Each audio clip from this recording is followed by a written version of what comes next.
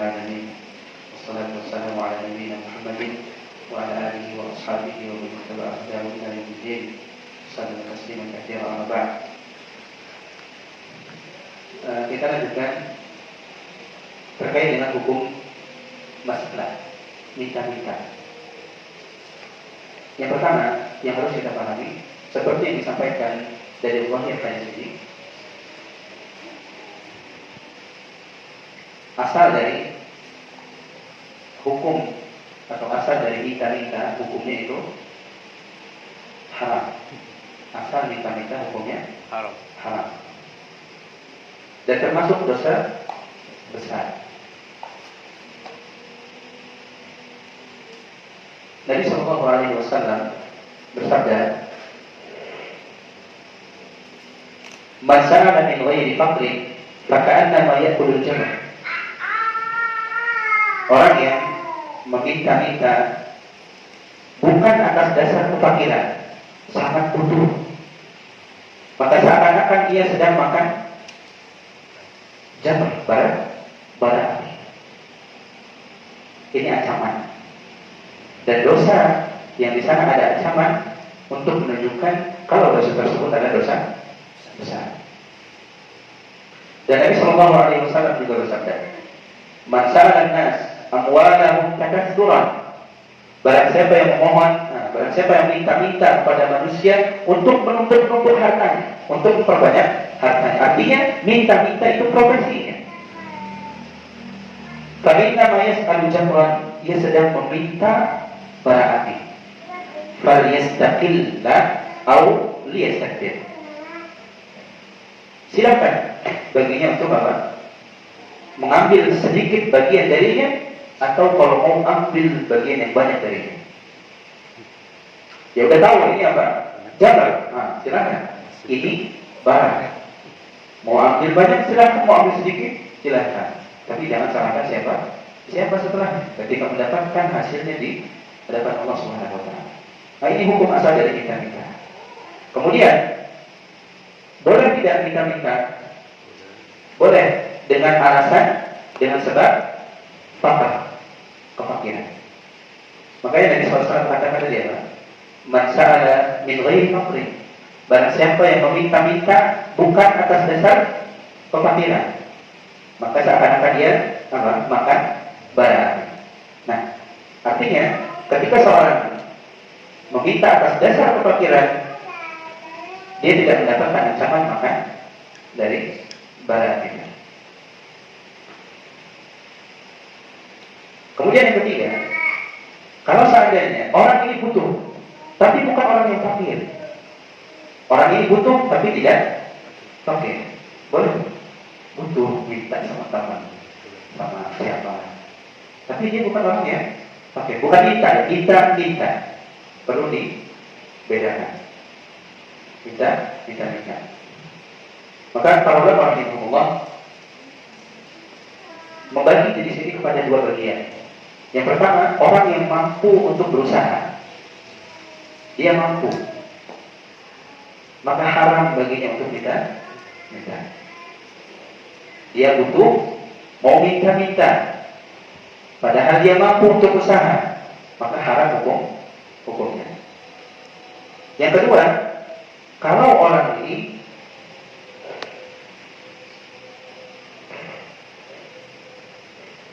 butuh, tapi ada 3 syarat yang terkumpul pada diri, maka halal. Halal maksudnya apa?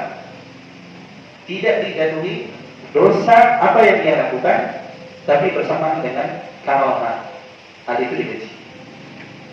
Boleh tapi dibenci. Apa 3 hal tadi? Yang pertama, kalau dia minta-minta, la yudillu nafsahu, dia tidak merendahkan diri. Ketika minta-minta tidak merendahkan diri. Yang kedua, la yulihu fis su'al, dia tidak merengek ketika minta.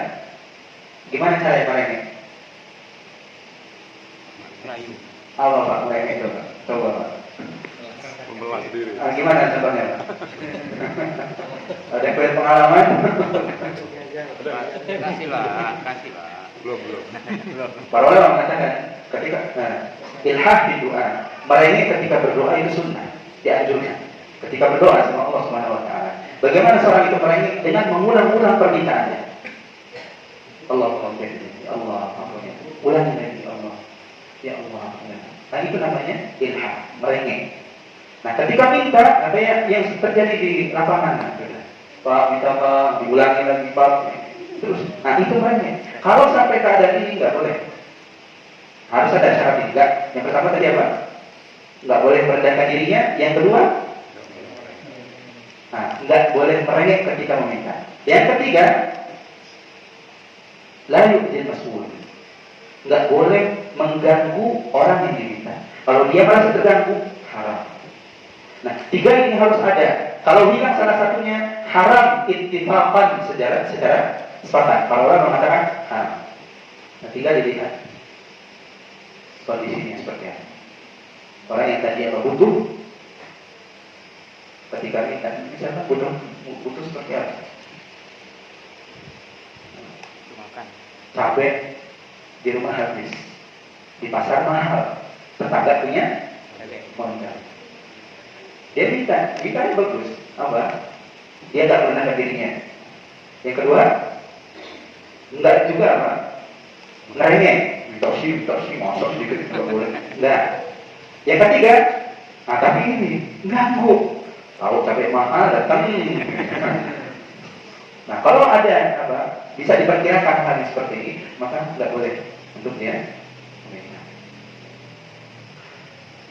Tapi kalau aman, orang yang baik, hatinya baik, mau silakan bawa saja, petik aja sendiri di namunnya.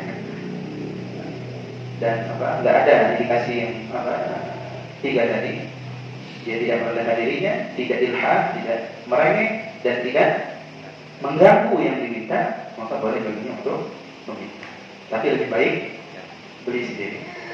Jadi, itu yang disebutkan oleh para ulama rahimahullah terkait dengan masalah ini. Mungkin itu yang bisa kita pelajari pada malam hari ini. Baru setengah lagi ya. Baru permasalahan tiga hal yang Nabi Shallallahu Alaihi Wasallam bersumpah atas kebenarannya. Ada 4 hal yang dunia itu diperuntukkan untuk 4 golongan manusia ini yang diperintahkan oleh Nabi SAW untuk kita ingat, untuk kita hafal. InsyaAllah kita jelaskan di pertemuan yang akan datang. Allah Ta'ala, kalau ada pertanyaan silakan. Tinggal minta-minta tadi Ustaz. Biasanya sering ketemu masalah seorang adik meminta kepada kakaknya. Itu kakaknya dianggap dia lebih mampu gitu. Kak minta ini sih, tolong sih gitu. Bahasanya seperti itu tuh boleh nggak? Kita sebutkan kaidah tadi. Kaidah tadi itu berlaku untuk apa? Umumnya manusia.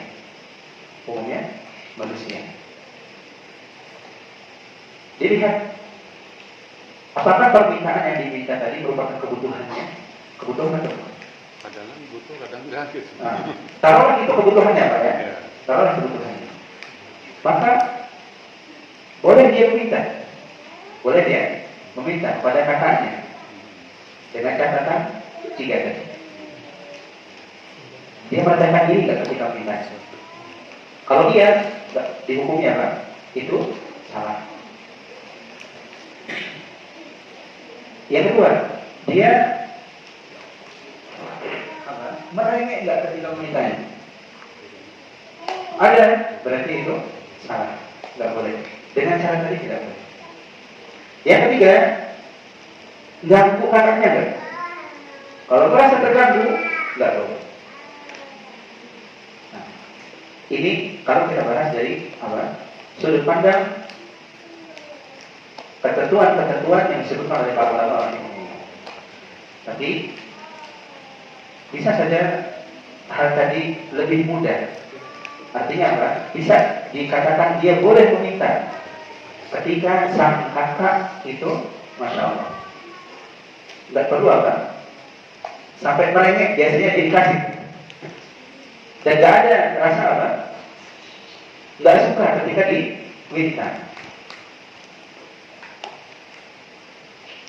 Dan sang kakak nggak suka kalau seandainya dia minta dengan cara merendahkan dirinya, jadi diingatkan, mintanya supaya jangan dan seterusnya. Artinya kondisi sang adik itu diluruskan. Boleh nggak kalau seandainya seperti itu? Boleh. Intinya poin 3 tadi. Kalau seandainya ada 3 poin tadi, maka boleh dia meminta. Kalau seandainya nggak ada, maka haram. Seperti hilang salah satu dari 3 tadi. Ini kalau butuh. Tapi kalau nggak butuh, balik ke poin yang pertama. Minta bukan atas dasar fakir, hukum asalnya. Tapi minta karena butuh, harus melihat tiga poin tadi. Kalau nggak butuh, ya balik lagi ke poin. Dan ini kaidah mudah-mudahan bisa dipahami. Kalau kita nggak butuh, tapi pengen, maksudnya misalnya apa? Teman penggiat apa boleh dikatakan? Suka koleksi bunga, kan? Nah, ibu-ibu atau bapak-bapaknya lagi ziarah ke tempat beliau. Bunganya bagus-bagus, coba sih satu ya. Dikasih satu ya. Padahal nggak butuh. Nanti apa? Tiba-tiba mau aja. Terus mintanya dengan cara malas lagi. Nah, jatuh kepada keharaman. Allah Ta'ala. Yang lain? Maka tidak boleh ditolak permintaannya. Bagaimana penerapan dengan 3 tahapan yang boleh meminta dari sampaikan tadi? Nah, ketika seseorang meminta dengan nama Allah Subhanahu Wa Taala, wajib untuk diberikan, wajib. Cuma ketika meminta dengan kondisi yang salah, di situ tidak berlaku. Misal,